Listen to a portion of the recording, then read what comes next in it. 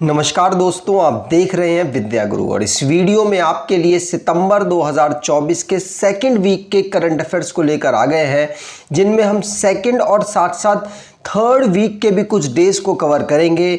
इसमें ऑलमोस्ट सभी topics cover किए गए हैं, चाहे वो नेशनल हो, इंटरनेशनल हो या कोई भी टॉपिक हो, सभी को यहाँ पर कवर किया गया है डिटेल में, जिससे कि आपको इसे आसानी से समझ आ जाए।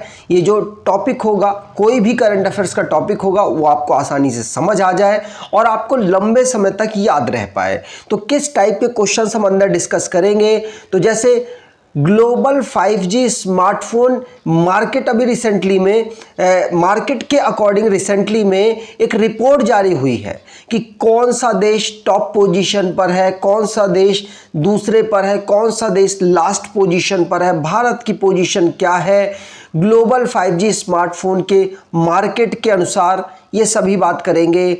और मिशन मौसम अभी रिसेंटली में जो सेंट्रल गवर्नमेंट है उसके द्वारा लॉन्च किया गया, क्या है मिशन मौसम और किसके लिए लॉन्च किया गया है, उसकी बात होगी।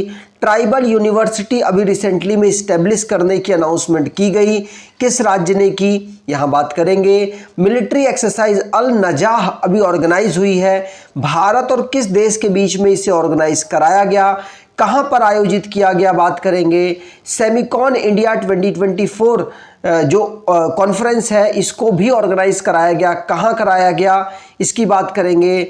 और अभी चेयरमैन बनाए गए हैं पार्लियामेंट्री ऑफिशियल लैंग्वेज कमेटी के, कौन से मिनिस्टर को यहाँ पर चेयरमैन बनाया गया, इसकी बात करेंगे। और पहले इंडियन कौन बने हैं जो कि अभी इलेक्ट हुए हैं एशियन ओलंपिक काउंसिल में, इन सभी की बात करेंगे। और लास्ट में आपसे इंपॉर्टेंट डेज की तो बात हम करते ही हैं।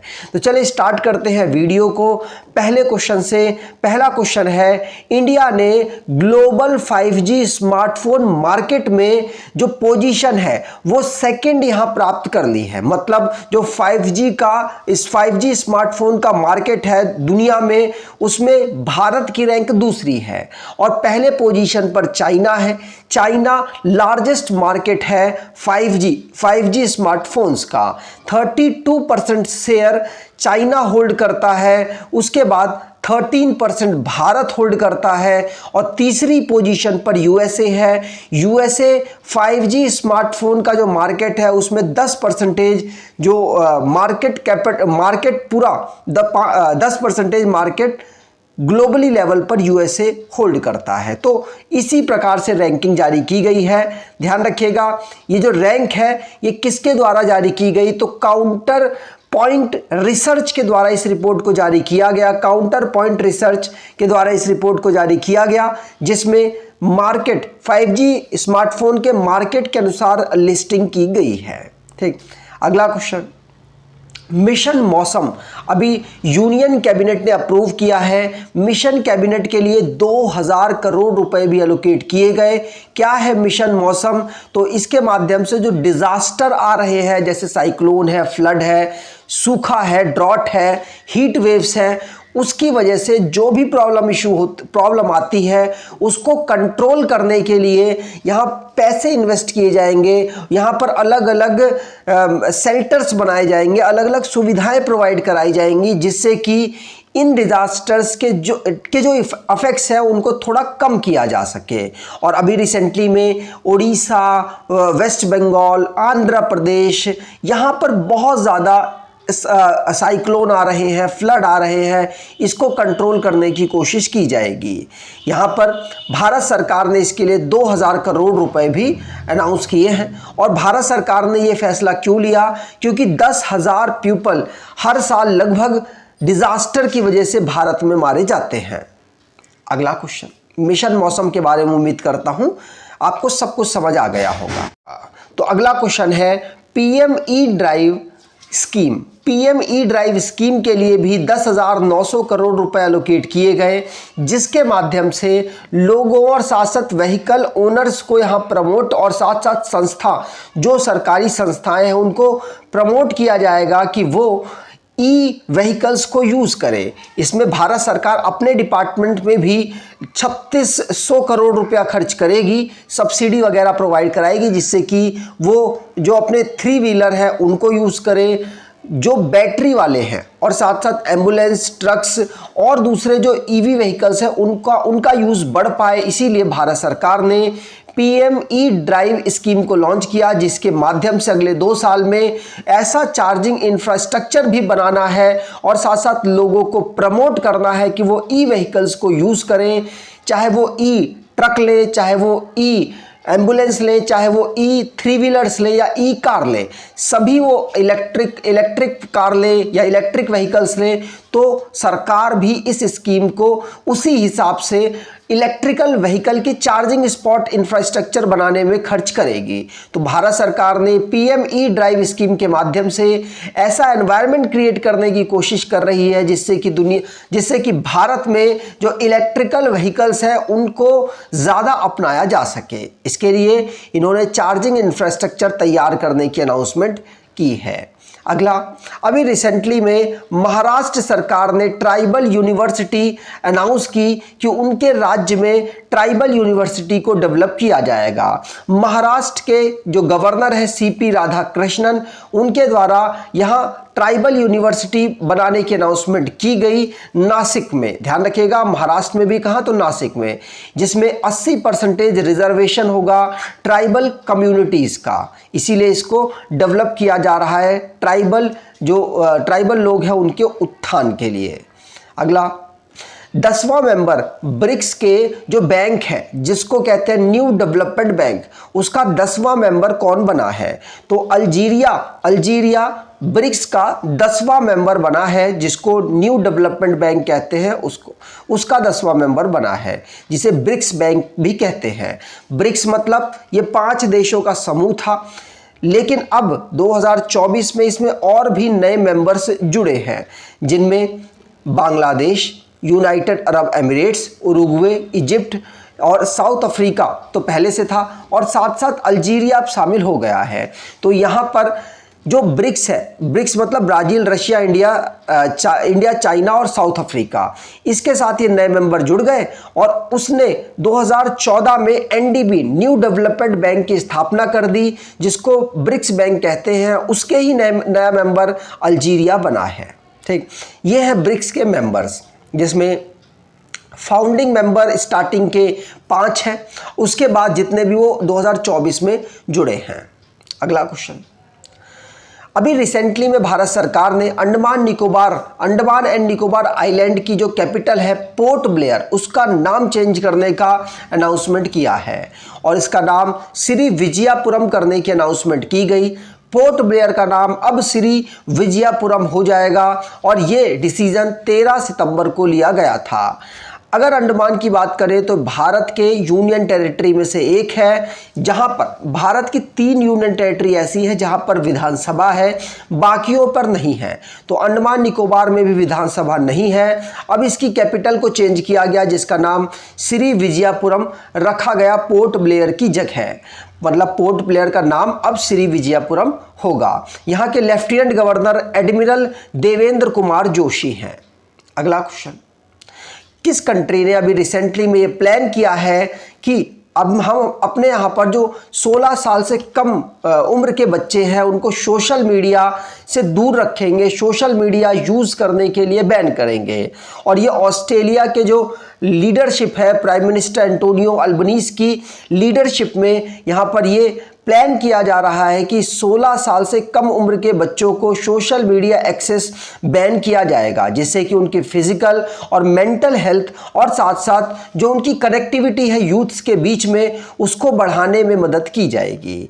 इसमें जो साइबर बुलिंग होती है और जो हार्मफुल कंटेंट एक दूसरे को एक्सचेंज किया जाता है, छोटे बच्चे वगैरह ज़्यादा करते हैं, उसको भी यहाँ पर रोकने की कोशिश की जाएगी।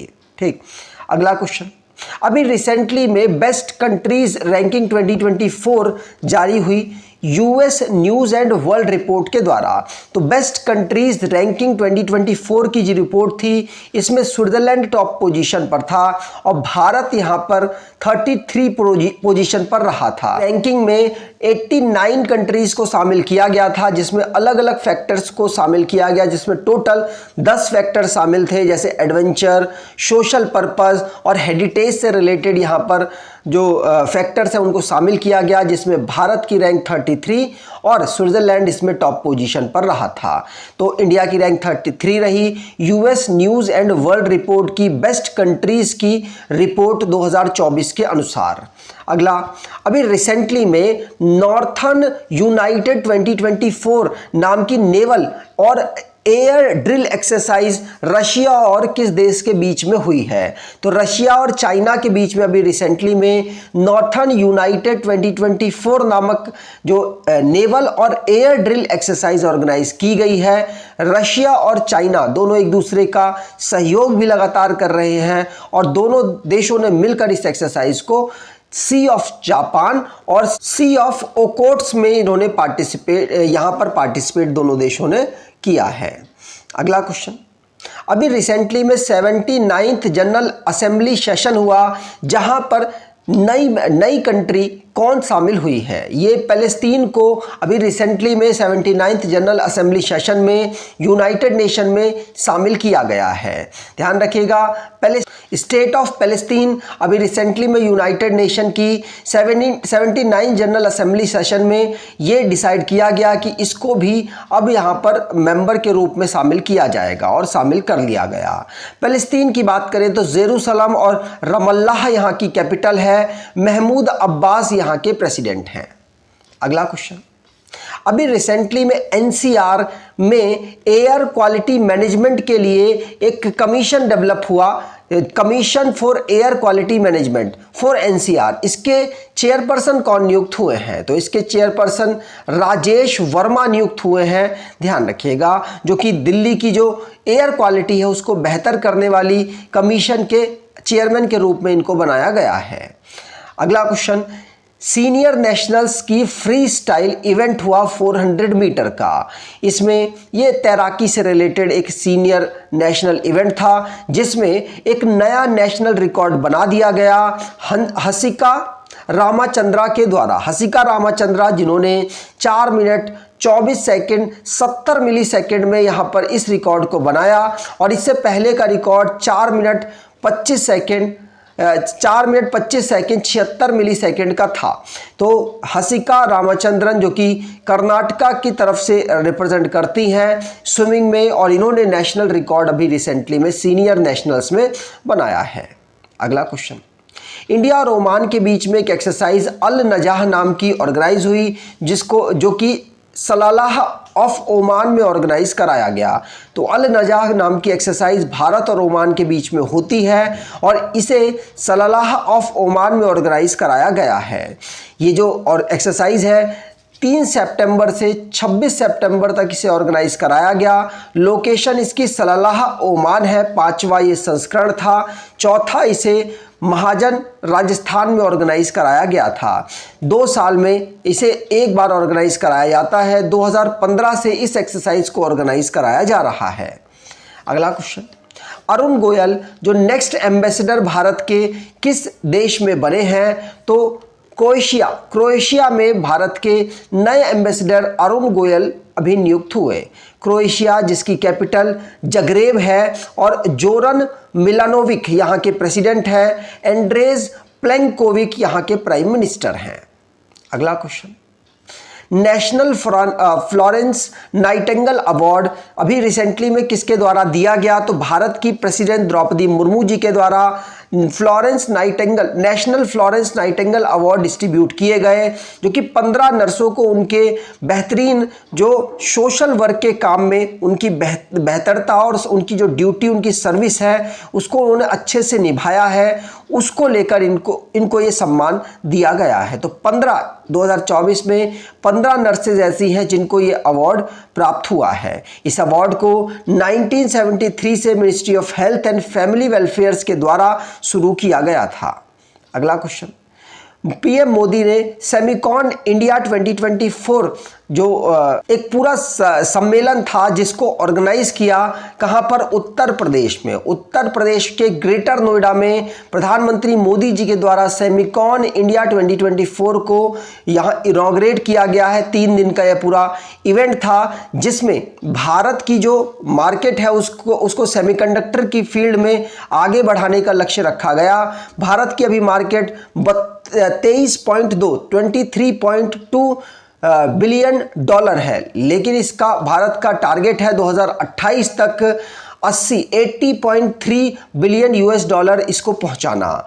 तो उत्तर प्रदेश में सेमिकॉन इंडिया का इनॉग्रेशन भारत के प्रधानमंत्री मोदी जी के द्वारा किया गया है।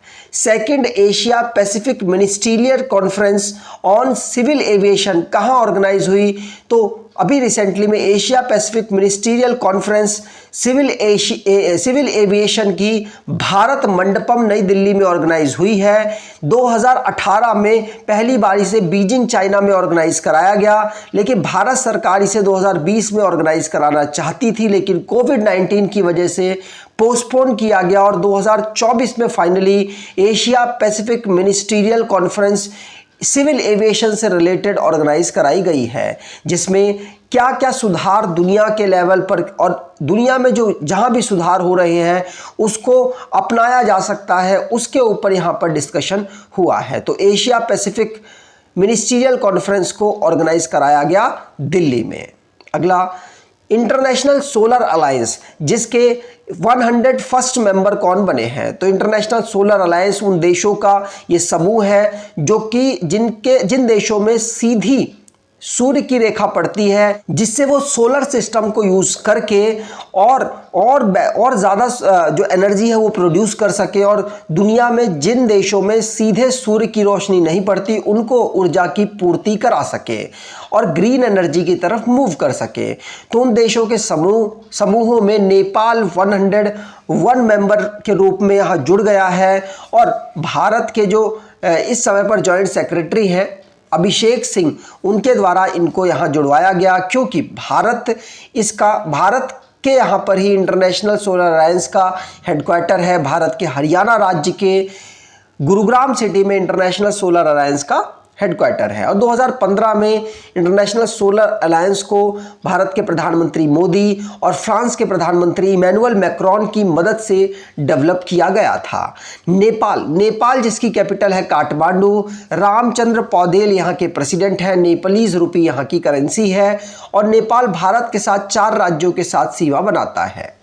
अगला, किस बैंक ने अभी रिसेंटली में 3रे नंबर का आशा स्कॉलरशिप प्रोग्राम को शुरू किया है, इंट्रोड्यूस किया है? तो एसबीआई फाउंडेशन के द्वारा 3rd एडिशन आशा स्कॉलरशिप प्रोग्राम को लॉन्च किया गया है, जिसका एम 10,000 जो टैलेंटेड स्टूडेंट्स हैं उनको उनके जो बैकग्राउंड को देखकर बैकग्राउंड भी देखा जाएगा इसमें, और उनको 15,000 से 20 लाख तक का स्कॉलरशिप प्रोवाइड कराई जा सके।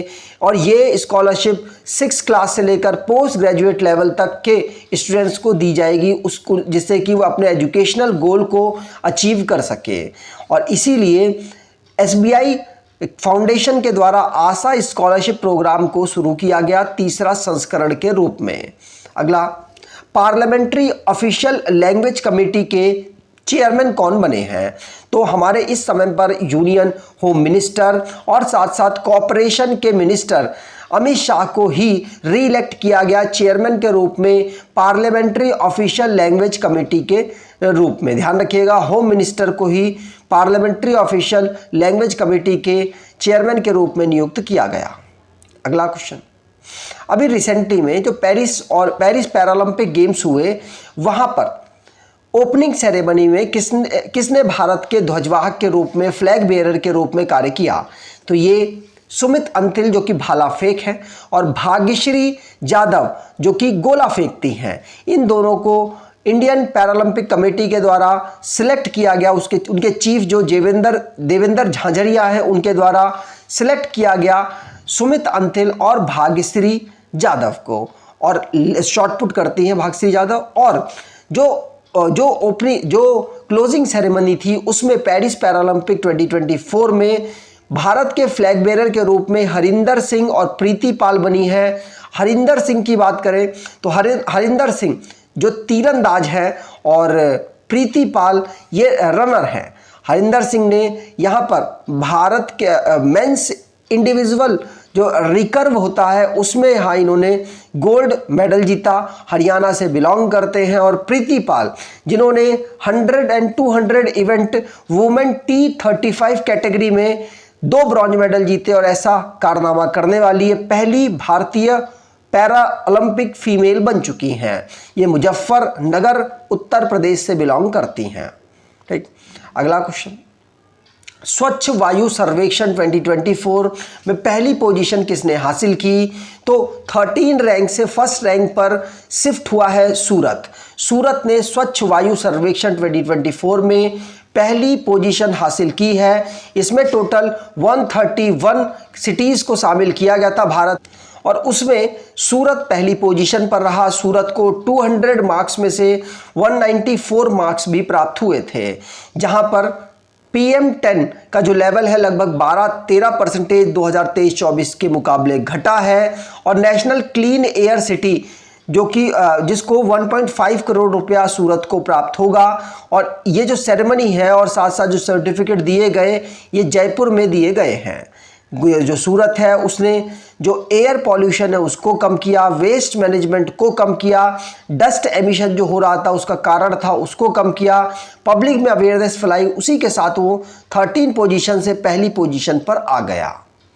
अगला question, all India institute of medical science मतलब एम्स जिसने तंबाकू सेसेशन क्लिनिक कहां पर इनॉग्रेट किया है? तो तंबाकू सेसेशन क्लिनिक ये नई दिल्ली में इनॉग्रेट किया गया। ये किसके किसके कोलैबोरेशन से इनॉग्रेट किया गया है? तो national drug dependence treatment centre और department of pulmonary clinical and sleep medicine of institute के कोलैबोरेशन से इसको एम्स में तंबाकू सेसेशन क्लिनिक इनॉग्रेट किया गया, जो कि नई दिल्ली में अवेलेबल है। अगला, पहले इंडियन कौन बने हैं जिनको president of Asian Olympic council में सिलेक्ट किया गया? तो फॉर्मर शूटर है और ये एडमिनिस्ट्रेटर के रूप में भी कार्य कर चुके हैं। राजा रणधीर सिंह ये पहले इंडियन बने हैं जो कि president of Olympic council of Asia के रूप में सिलेक्ट हुए हैं। ध्यान रखिएगा, अगर ओलंपिक काउंसिल ऑफ एशिया की बात करें तो ओलंपिक काउंसिल एशिया की इस्टेब्लिशमेंट 1949 नई दिल्ली में हुई थी और 1981 में इसे नई दिल्ली से इसका कुवैत में जो हेडक्वार्टर है वो मूव किया गया। और ओलंपिक काउंसिल ऑफ एशिया एक नॉन गवर्नमेंटल बॉडी है जो कि एशिया के स्पोर्ट्स को बेहतर करने के लिए कार्य करती है। 45 देश इसके मेंबर हैं, कुवैत इसका हेडक्वार्टर, प्रेसिडेंट राजा रणधीर सिंह हैं। अगला question, women single title US open 2024 हुआ जिसमें चैंपियनशिप ट्रॉफी किस वुमेन ने जीती है? तो ये बेलारूस की खिलाड़ी है एरिना सेबलेंका। इनके द्वारा यूएस ओपन टाइटल को जीत लिया गया पहली बार। अमेरिका की जेसिका पेगुला को हराकर इन्होंने यहां पर जीत दर्ज की है।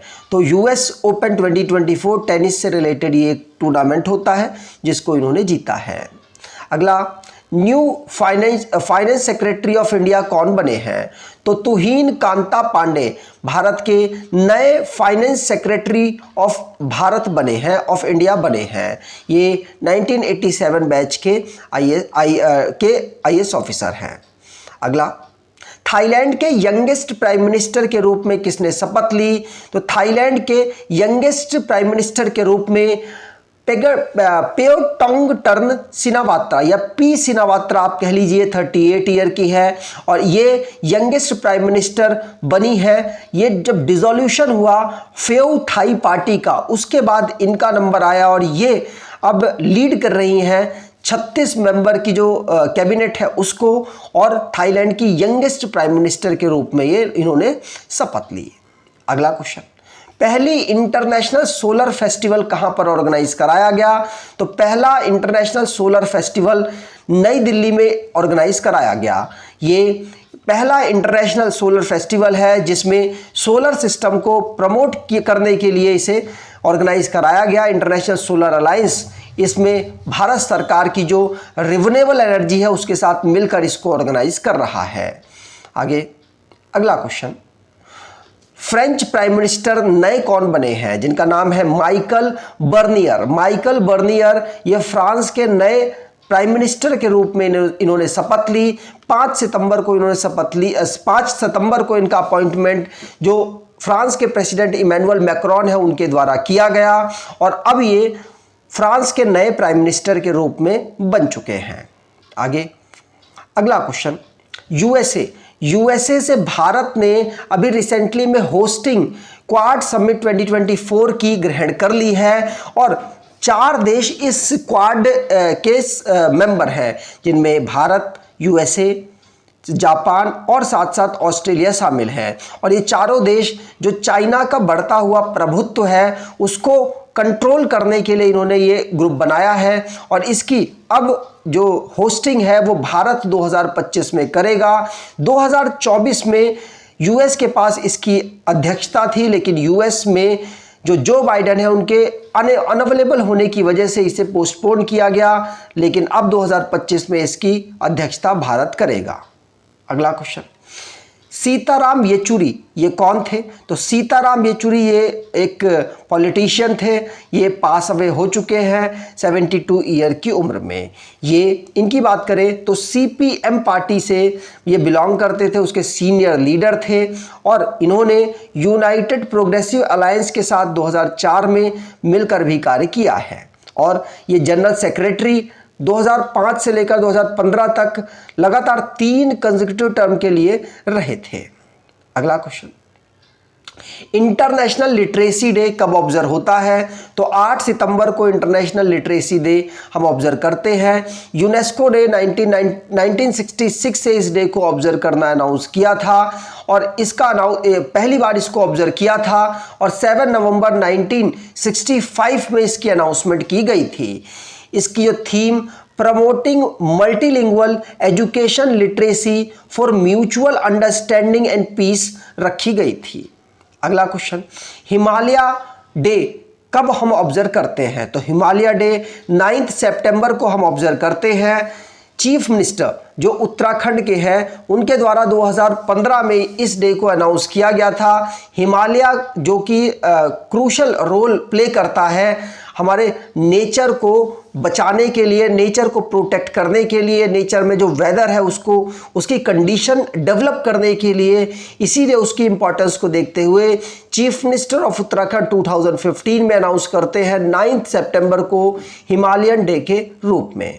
अगला 7 सितंबर को हम ऑब्जर्व करते हैं international day for the clean air for blue sky. 7 सितंबर को इसका थीम है invest in clean air now. इसको यूनाइटेड नेशन जनरल असेंबली के द्वारा ऑब्जर्व किया जाता है। अगला क्वेश्चन, इंटरनेशनल डेमोक्रेसी डे हम कब ऑब्जर्व करते हैं? तो इंटरनेशनल डेमोक्रेसी डे हम 15 सितंबर को ऑब्जर्व करते हैं। दुनिया में डेमोक्रेसी को प्रमोट करने के लिए इसे ऑब्जर्व किया जाता है और 2007 में यूनाइटेड नेशन ने इस डे को अनाउंस किया था। अगला क्वेश्चन, वर्ल्ड हिंदी डे हम कब ऑब्जर्व करते हैं? तो वर्ल्ड हिंदी डे हम 14 सितंबर को ऑब्जर्व करते हैं और 10 जनवरी को वर्ल्ड हिंदी डे हम ऑब्जर्व करते हैं। तो नेशनल हिंदी डे 14 सितंबर, वर्ल्ड हिंदी डे 10 सितंबर को ऑब्जर्व किया जाता है। तो उम्मीद करता हूं आपको ये वीडियो अच्छी लगी होगी। वीडियो अच्छी लगी है तो आपसे अनुरोध करूंगा वीडियो को लाइक कर दीजिएगा, चैनल को सब्सक्राइब कर लीजिएगा और अपने कुछ दोस्तों तक वीडियो को शेयर जरूर कीजिएगा। धन्यवाद।